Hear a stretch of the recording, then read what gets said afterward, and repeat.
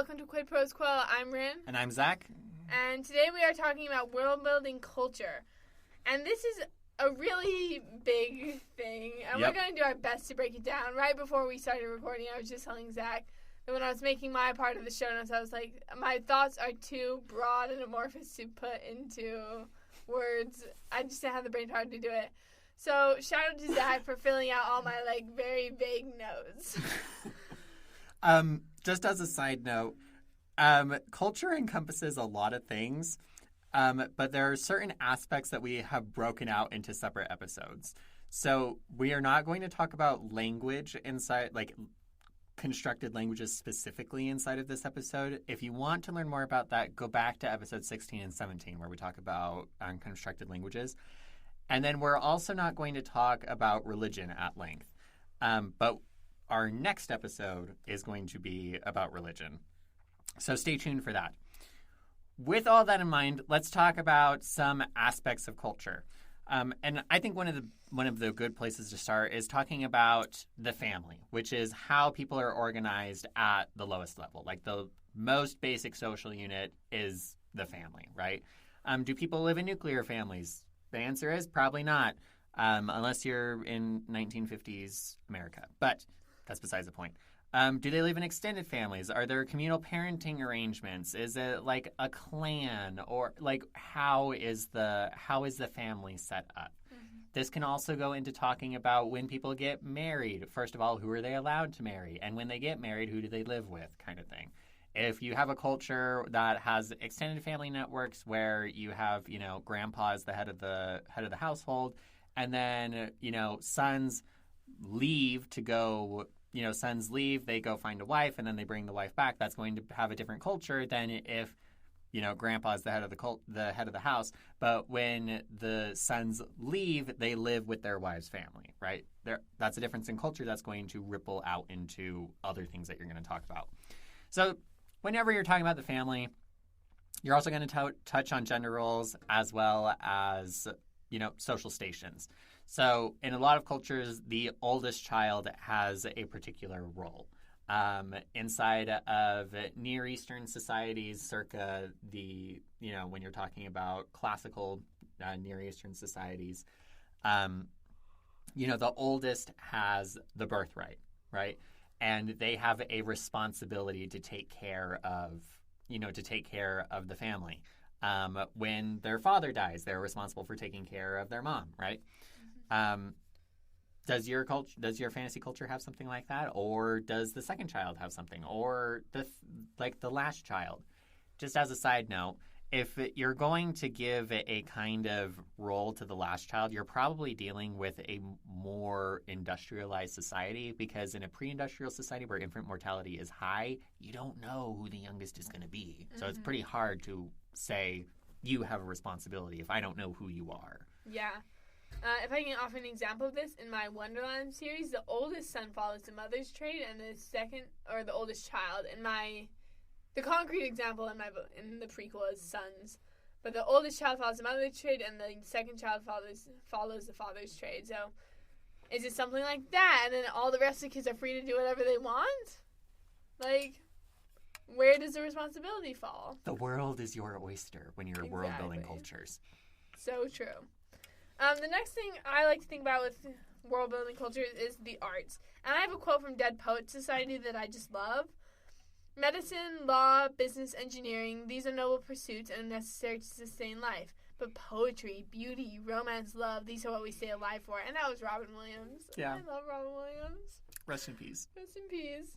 And when we talk about the arts, of course, poetry, beauty, romance, love, but it's visual, performing, and culinary, and architecture. And you're looking at, what the art is like versus also the institutions around it. Are there art museums in your world? Are there schools to go to learn to be an artist? Where is art valued in your society? And I feel like in a lot of sci-fis, they don't value art as much. Mm-hmm. Where there's fantasies, art is more valued over science. Mm-hmm. But, if you get a society without art, it becomes soulless, in my opinion. So I think that's an important thing to consider while world building. Yeah, I think a good example of a sci-fi culture that actually values the arts is the, I'm not going to try and pronounce it because it's one of those words that I can read, but I can't pronounce because it has an X in it and then another consonant after it. So I'm like, what? But the empire in A Memory Called Empire is all about the arts, right? Poetry is super important to them, and fashion is important. You're looking it up right now, and you're seeing how difficult. I have no idea what word it is, though. I'm like, it starts with like a TL, and then there's an X in it. Oh, gosh. Yeah, I don't know how to pronounce it. I'm going to give it my best guess. Go for it. Tixkalani? Maybe? Great. Yeah, I don't know. When you are world building, it is possibly a good idea to make sure your words are pronounceable. It won the Hugo, so apparently that wasn't an issue for them. You're right. It had a ton of awards. But, like, for ease of talking about your book, I try to make sure all my words are pronounceable. Like, the hardest thing I do is I throw in some French, and, like, some argue that that's not pronounceable. But, like, wow, that's a hard word. Okay, anyways, sorry, sidetracked. It's still a good book. You should go read it. It looks like a great book. I'll add it to my wish list. No shade to Arcady Martin, thank you. Like, I respect people who can come up with cool words, even if I can't say them. Oh my gosh. So, next up, customs and traditions in your world. What kind of behaviors or rituals do people perform on a daily basis? So, some examples, right? Because one of the things that is kind of overarching when you're talking about world building cultures is that if you have never encountered another culture, it's really hard to recognize what parts of your own experience are culture and what parts of them aren't. So, travel, do all those sorts of things in order to learn about other cultures and to experience them. But here are some examples. Taking your shoes off when entering a building, right? Greeting others with a handshake, a hand wave, kisses on the cheek, hugging. Like, how do people greet each other? How do they say goodbye? How do they say thank you? Those are all parts of culture. One example that I'll point out from spending time in the California Latino community is that whenever I visited somebody's house, I was always offered food or water or something. And it was expected that I take it, right? And that's part of the culture, is that I'm going to offer this to you and I expect you to take it, kind of thing.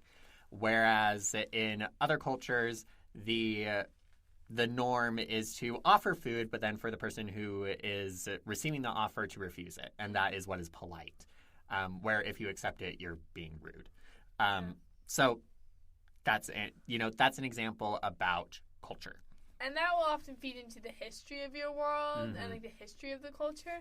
And we have an upcoming episode on history, so never fear, we will go into it. There are also traditions around etiquette and formality, and this is where I think is a really funny trope comes from, where you're going to another culture and then you do something that's so normal and polite in your culture and it's rude in the other one. Mm-hmm. I think of in Dune when I think it's the Fremen spit before the Duke of Arrakis, and that's considered a gift, an offering of your body's water, because water is so sacred. But at least in the movie, and I think this also happens in the book, but it was very memorable to me in the movie. All the Duke's guards surge forward about to arrest the Fremen. Yeah. But then the Duke is no, I see what's going on here. I get it. So I think that trope is kind of funny, where it's I'm doing a nice, normal thing, and then it's you are about to be murdered for this. I think it's funny. I'm sorry. Oh, my gosh. Other examples of customs and traditions in your world, holidays and rites of passage. So what is celebrated in the life of an individual? So births, graduations, graduation is, part of education. Family formation, right? What is celebrated? What is celebratory about an individual's life? Or in a communally-based culture, what is celebratory in the community's life? And what marks the transition from child to adult? We're going to talk about, that idea of child to adult a little bit later. But, coming of age, ceremonies? What's going on with that? Do they do graduations where you play pomp and circumstance? But nobody really knows why we play pomp and circumstance at graduations. Mm-hmm. Or we wear fancy robes that have to do with medieval traditions of, priesthood. And it's okay for you. This goes back to rule of cool. If there's something cool, you can play it. Like, I wouldn't necessarily call pomp and circumstance cool. Maybe I just played it way too many times as a high school band student. Every year for graduation, except you were one of own. Those kids sitting in the band, like sitting in the little pit. I was. I feel really called out right now. Okay, this is a day. I was just at a graduation, so I remember it very vividly. Very fair. Now I've lost it. But like, if you have like this cool idea, like for example, if you think playing pomp and circumstance at your coming of age is like the best ceremonial thing you can do, then do it, and you don't even have to have a reason behind it. You can just like. It's the culture. It's the culture. This is just how it's done, and that goes into like storytelling again. Like, this is how it's done, and no one questions it until one day. Yep. So, kind of circling around to, this kind of goes into etiquette and formality, but there are also bits about culture that have to do with people communicating with each other. This is an example, again, from my time living in the Latino community in California, is that when I would ask somebody to do something, if they said maybe, I learned that meant no. But it was rude to just flat out say no. So instead you would say maybe, or some iteration on maybe, because there were a bunch of ways that they said maybe. If they said yes, then it meant yes. But if it was maybe, it probably meant no. And that's an example of that's an example of differences in communication, right? Yeah. Our final category that we're going to talk about today, because again we did conlanging in episodes 16 and 17, and upcoming episode 60 will be on religion, but values and beliefs.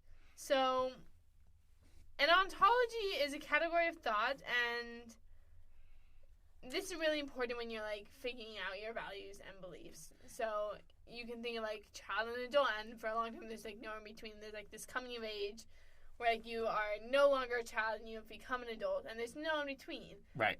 Whereas I was saying in our like current day and age, at least in like America, you have like this more transition, like teenager stage. Unrelated, one of my favorite memes right now is to say it's so hard to be a teenage girl in her early 20s. I think it's so funny and it's so true. I feel like if a teenage girl was non-binary and in her early 20s. A teenage non-binary person. Yeah, but a teenage girl has a better ring to it. That's fair. So, you could talk about time. How is time measured? So, in the West, we have things like weeks and months and years. But in some cultures, you have seasons, you have moons, like you have, generations. There are different ways that you can think about measuring time. And that's part of what's going on with an ontology or a mental category. An interesting article that I read a little while ago talks about how in Greek, like ancient Greek, there's no word for blue. And so when you're reading ancient Greek writing and it's describing things like the ocean, it describes the ocean as the color of wine, right?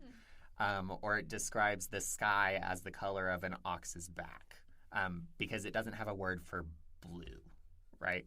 So that's an example of an ontology that impacts the way that people talk about the world and that they conceive the world. As a side note, I have read some essays on like how different color words arose over time, and they are fascinating. If I can find them, I will try and link them in the description. For example, you want to know which came first, the name for the color or the name for the fruit? It was the name for the fruit. Interesting. I did not know that. Yep, the color is named after the fruit.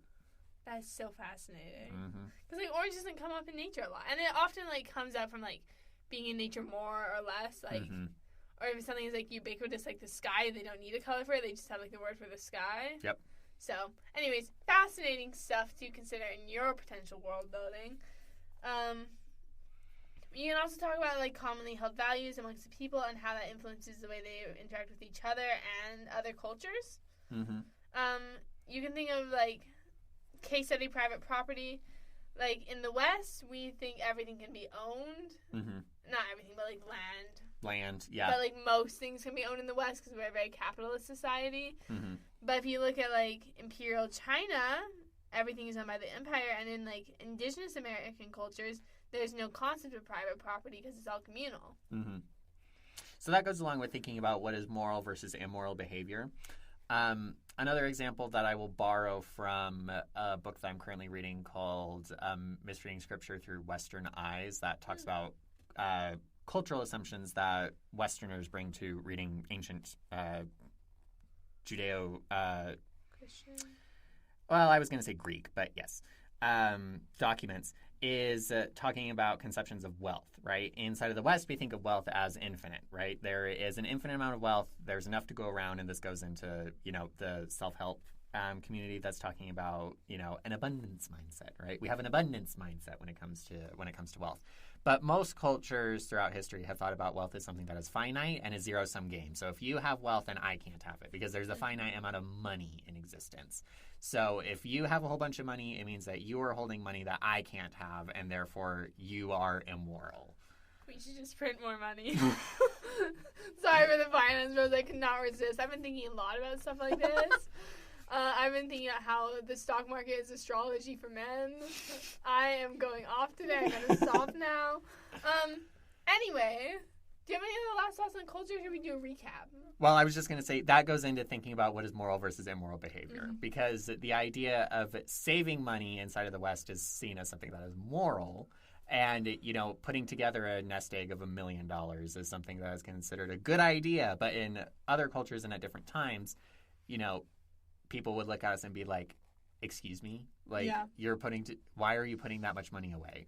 Which also we still have that today. Yes. We should stop our social commentary. I think we've done enough for one day. We got to get it all out before we do our religion episode, right? Oh my gosh, I have so much on the religion episode. Speaking of, we got to go record that. Thank you so much for tuning in to Quid Pros Quo. Quid Pros Quo is hosted by DC Winters and CK Jensen. If you like this episode, be sure to leave us a rating. And if you'd like to contact us, you can email us at quidprosquo@gmail.com. For more episodes, check us out on Spotify, Apple Podcasts, or wherever else you get your podcasts.